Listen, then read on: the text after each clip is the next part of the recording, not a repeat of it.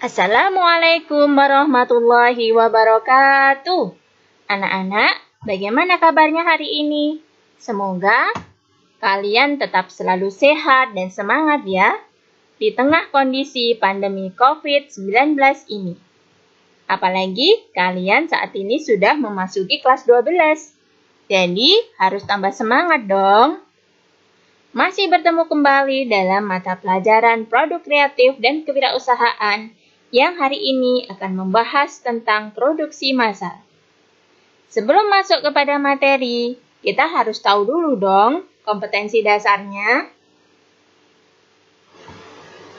Adapun kompetensi dasar dari bab yang akan kita pelajari kali ini, yang pertama adalah 3.10 tentang menganalisis perencanaan produksi massal. 4.10 membuat perencanaan produksi. Berikutnya adalah tujuan pembelajaran. Nah, setelah mempelajari bab ini, maka diharapkan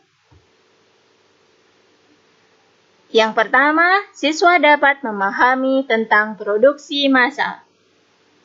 Yang kedua, siswa dapat mengidentifikasi tentang perencanaan produksi massal. 3. Siswa dapat mengidentifikasi rancangan produksi massal. 4.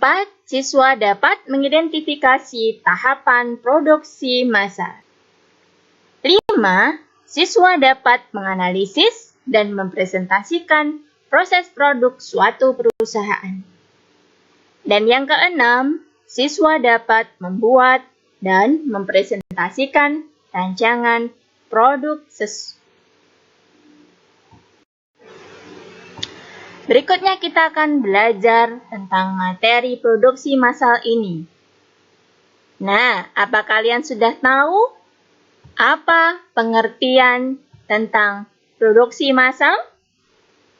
Betul sekali. Yang dimaksud dengan produksi massal adalah sebutan yang diberikan kepada sebuah metode memproduksi barang dalam jumlah besar dengan biaya yang rendah per unitnya.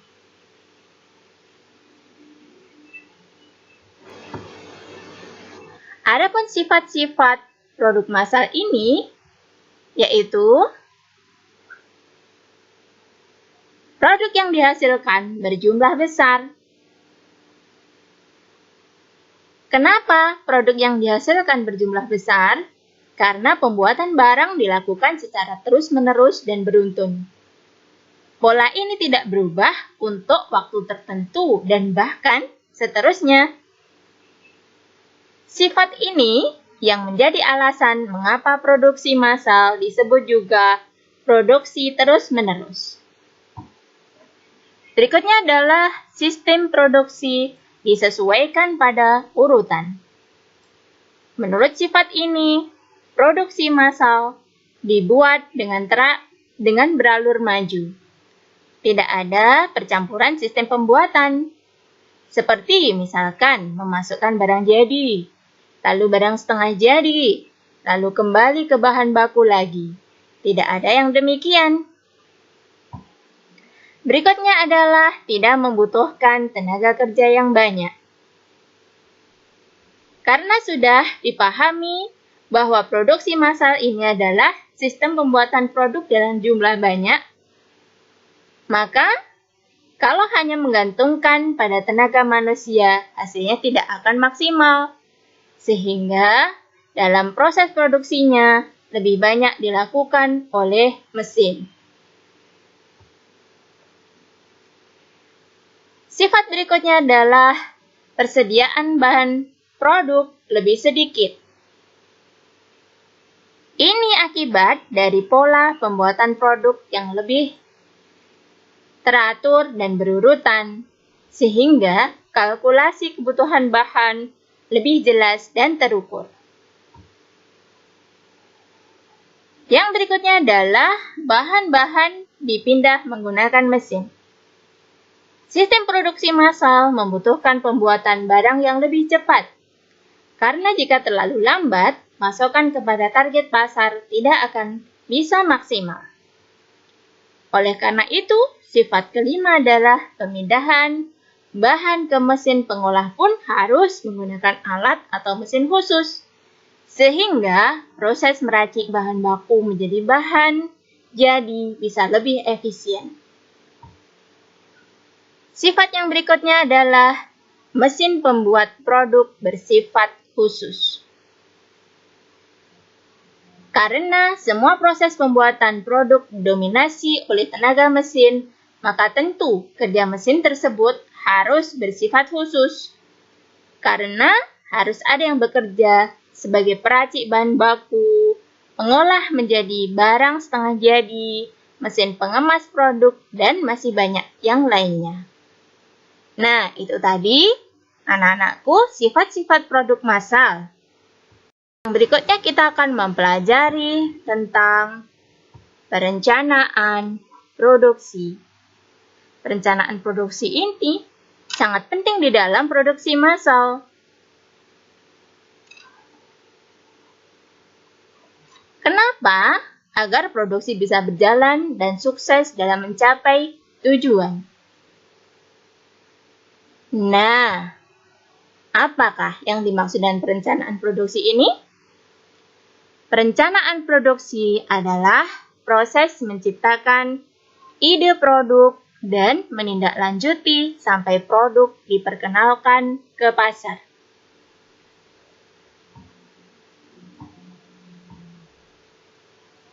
Perencanaan produksi meliputi hal-hal sebagai berikut. Yang pertama, mempersiapkan rencana produksi mulai dari tingkat agregat untuk seluruh pabrik yang meliputi perkiraan permintaan pasar dan proyeksi penjualan.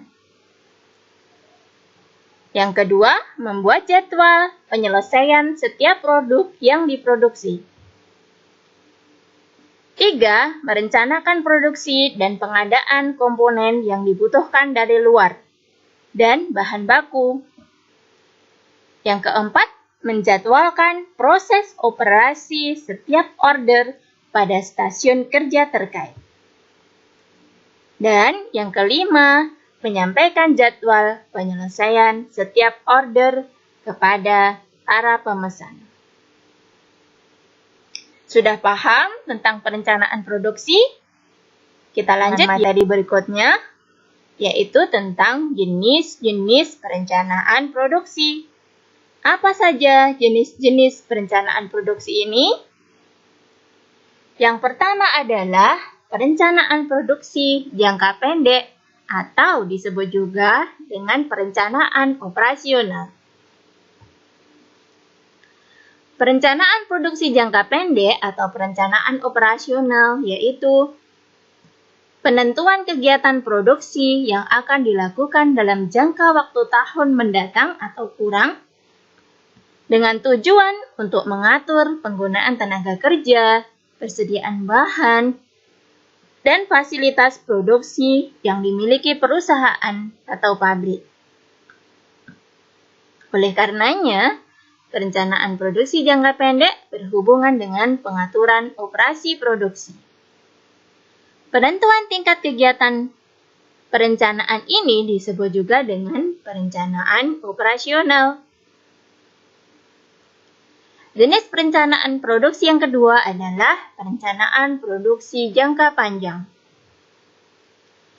Perencanaan produksi jangka panjang yaitu penentuan tingkat produksi lebih dari 1 tahun, biasanya sampai dengan 5 tahun mendatang, dengan tujuan untuk mengatur pertambahan kapasitas peralatan atau mesin-mesin, ekspansi pabrik, dan pengembangan produk atau product development. Nah, yang berikutnya kita akan belajar tentang fungsi dan tujuan perencanaan produksi. Apa fungsi dan tujuan dari perencanaan produksi ini? Fungsi dan tujuan perencanaan produksi yang pertama adalah menjamin rencana penjualan dan rencana produksi konsisten terhadap strategi perusahaan. Yang kedua, sebagai alat ukur performansi proses perencanaan produksi. 3. Menjamin kemampuan produksi konsisten terhadap rencana produksi. 4. Memonitor hasil produksi aktual terhadap rencana produksi dan membuat penyesuaian. Yang kelima, mengatur persediaan produk jadi untuk mencapai target produksi dan rencana strategis. Dan yang keenam adalah mengarahkan penyusunan dan pelaksanaan jadwal induk produksi. Itu tadi adalah fungsi dan tujuan perencanaan produksi. Berikutnya kita akan mempelajari tentang 5 dimensi untuk menilai kinerja usaha pengembangan produk. Apa saja kelima dimensi itu? Yang pertama adalah kualitas produk. Seberapa baik produk yang dihasilkan dari upaya pengembangan dan dapat memuaskan kebutuhan pelanggan. Kualitas produk pada akhirnya akan mempengaruhi pangsa pasar dan menentukan harga yang ingin dibayar oleh pelanggan. Yang kedua adalah biaya produk. Biaya untuk modal peralatan dan alat bantu serta biaya produksi setiap unit disebut biaya manufaktur dari produk. Biaya produk menentukan berapa besar laba yang dihasilkan oleh perusahaan pada volume penjualan dan harga penjualan tertentu. Yang ketiga adalah waktu pengembangan produk. Waktu pengembangan produk akan menentukan kemampuan perusahaan dalam berkompetensi, menunjukkan daya tanggap perusahaan terhadap perubahan teknologi, dan pada akhirnya akan menentukan kecepatan perusahaan untuk menerima pengembalian ekonomis dari usaha yang dilakukan oleh tim pengembangan. Yang berikutnya, dimensi yang keempat, yaitu biaya pengembangan. Biaya pengembangan biasanya merupakan salah satu komponen yang penting dari investasi yang dibutuhkan untuk mencapai profit. Yang kelima adalah kapabilitas pengembangan. Kapabilitas pengembangan merupakan aset yang digunakan oleh perusahaan untuk mengembangkan produk dengan lebih efektif dan ekonomis di masa yang akan datang. Nah, anak-anakku, itu tadi 5 dimensi untuk menilai kinerja usaha pengembangan produk. Berikutnya adalah tahapan produksi massal. Apa saja tahapan produksi massal ini? Tentu kalian ingin tahu, kan? Tahapan yang pertama adalah market research dan feasibility study market research. Market research dilakukan untuk mengetahui selera pasar pada umumnya. Dari market research atau penelitian pasar ini bisa didapatkan produk seperti apa yang konsumen butuhkan atau konsumen inginkan. Tahapan berikutnya adalah brainstorming.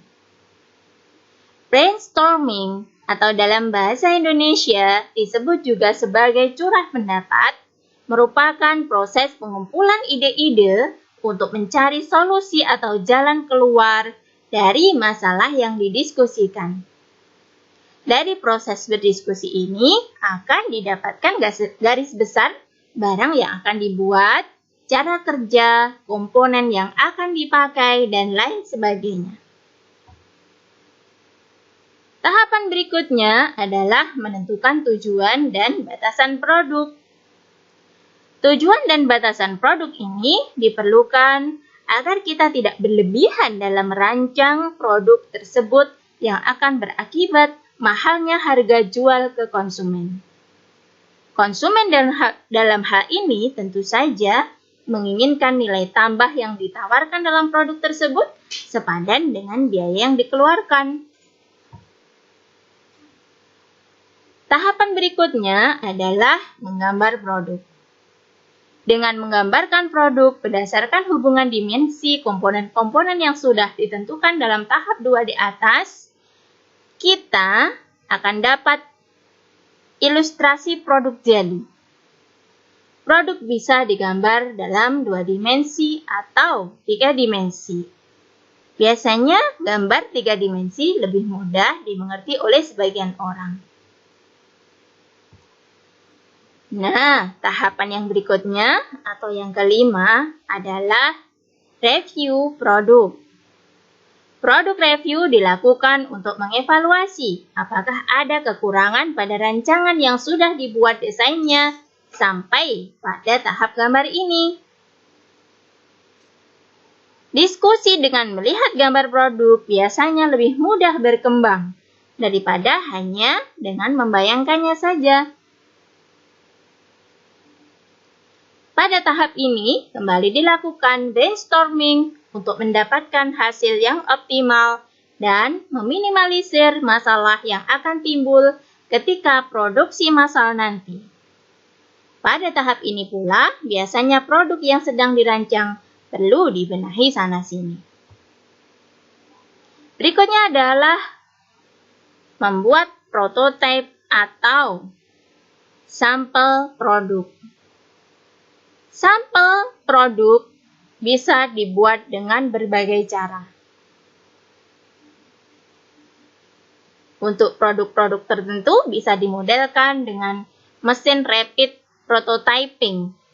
Desain bodi mobil yang stylish bisa dimodelkan dengan tanah liat khusus. Kardus pembungkus produk bisa dibuat dengan tangan. Untuk produk-produk yang sudah umum, tidak perlu sampai membuat sampel barangnya.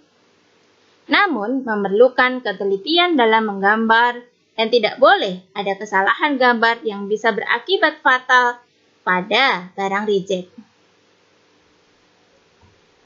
Tahapan yang berikutnya adalah uji coba. Sebelum dipasarkan, tentu kita perlu menguji apakah barang yang kita buat ini benar-benar handal atau tidak. Ada yang mengujinya berdasarkan waktu, ditekan, dijatuhkan, dan lain sebagainya. Tahapan produksi yang berikutnya adalah produksi massal. Dalam produksi massal, perlu adanya kontrol kualitas agar konsumen tidak sampai menerima barang yang rusak. Dan tahapan yang terakhir adalah garansi.